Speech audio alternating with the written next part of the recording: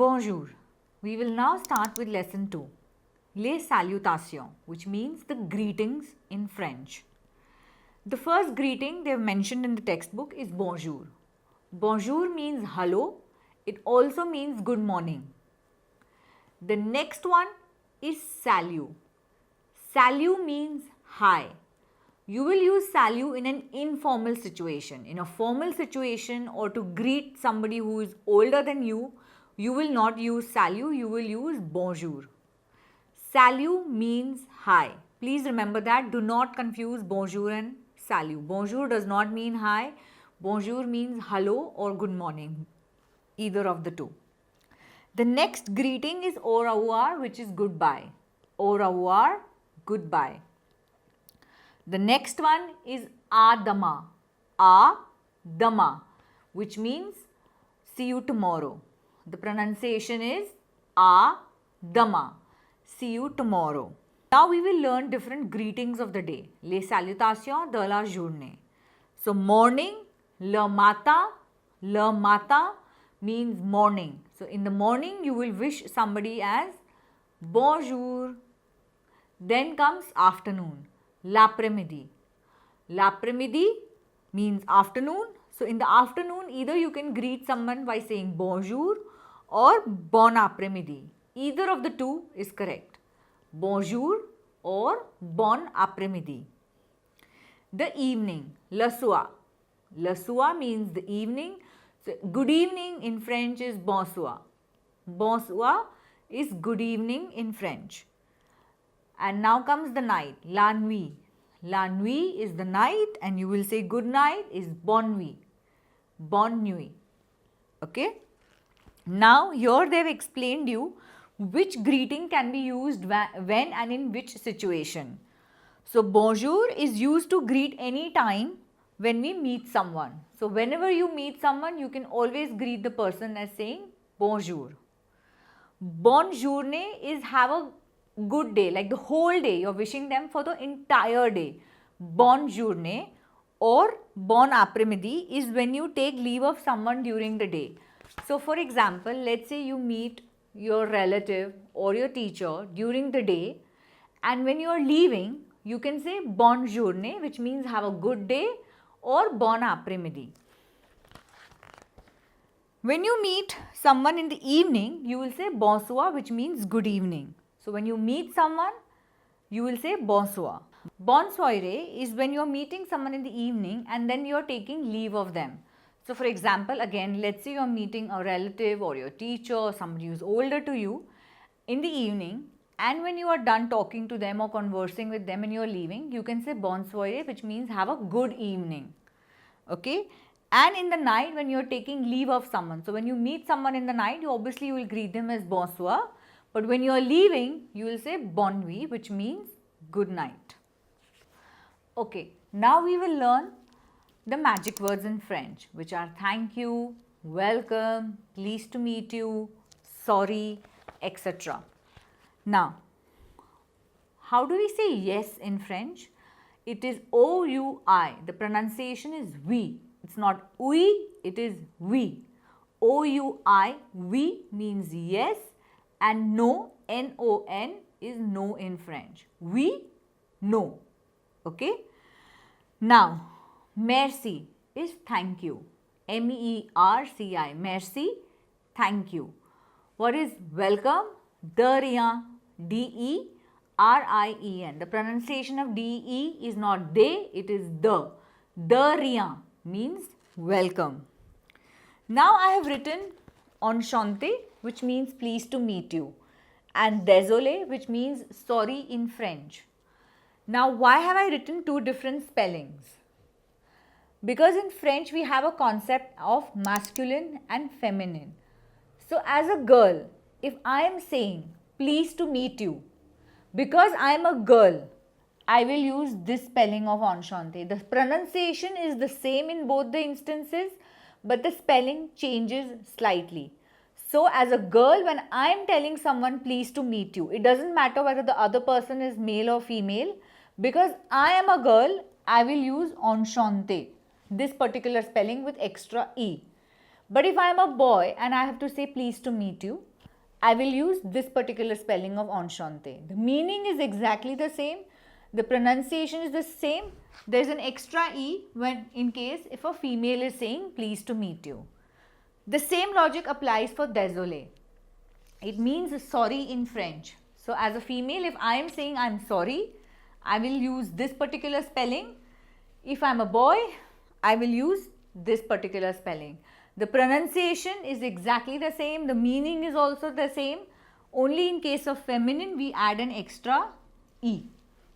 The last two magical words, how do we say excuse me is excusez-moi. Excuse me is excusez-moi, and good luck or best of luck is bonne chance. Bonne chance. B-O-N-N-E space C-H-A-N-C. Bonne chance is good luck. We will now learn how do you ask how are you in French. This is the informal way of asking how are you. So the question is comment ça va, which means how are you in an informal situation. That means in a formal situation or to an adult, you will not ask this question. There will be a different question which we will learn in the later chapters. So comment ça va is how are you in an informal situation.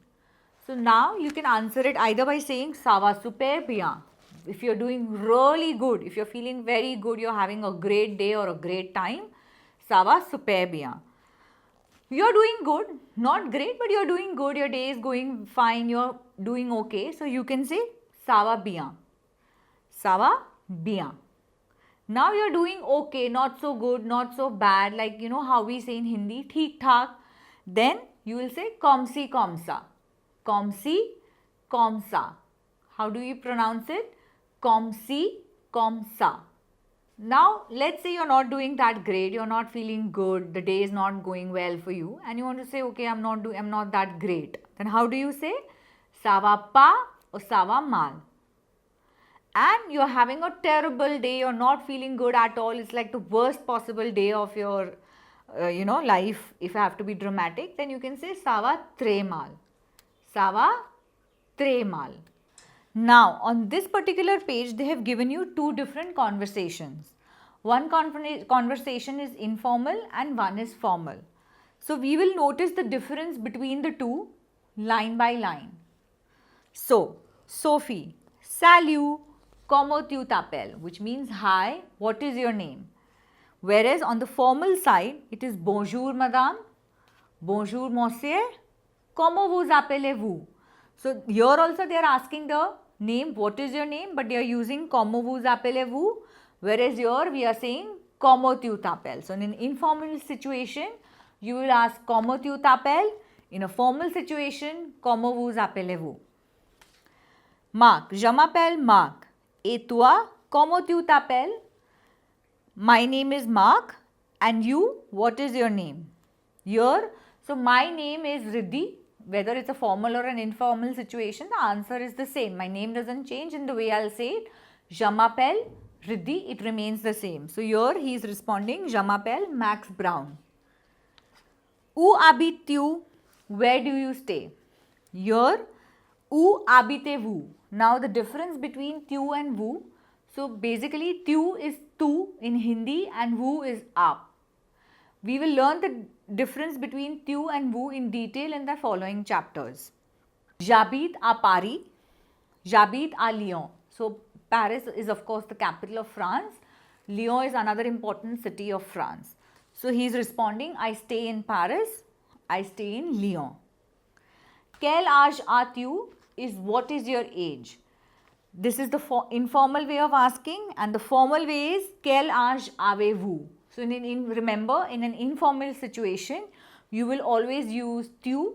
In a formal situation you will always use vous. So quel âge as-tu and quel âge avez-vous. This is how you ask somebody their age depending on the situation. In an informal situation, quel âge as-tu? In a formal situation, quel âge avez-vous? J'ai 9 ans, j'ai 40 ans. I am 9 years, I am 40 years. Enchanté. So now see, notice Mark, when he is saying enchanté is not with an extra E, But when Sophie is saying enchanté, it is with an extra E.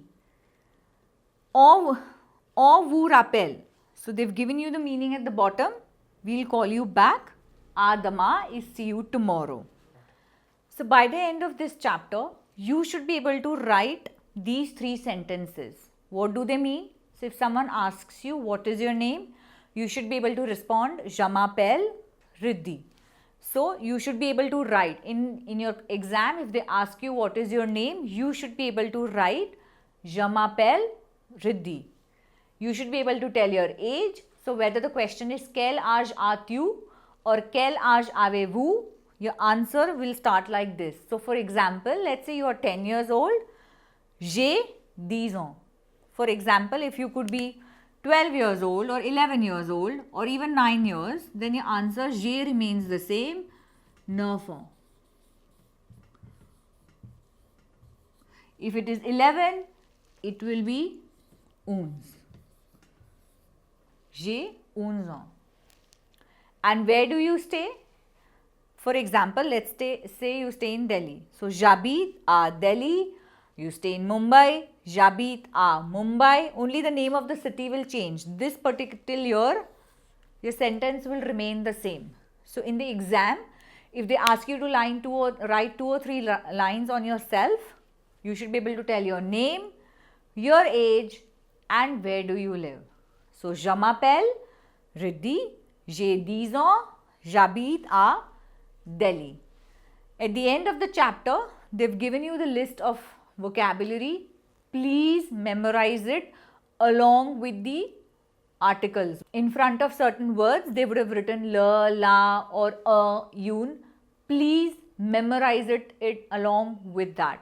The meaning of la, la, and yun, we will learn it in the later chapters. So just a quick recap of lesson 2. We've learned how to ask somebody their name, their age, and where do they live. So the informal way of asking somebody their name is comment tu t'appelles, whereas the formal way of asking is comment vous appelez-vous. The informal way of asking somebody their age is quel âge as-tu, and the formal way is quel âge avez-vous. The informal way of asking somebody where do they live is où habites-tu, and the formal way is où habitez-vous.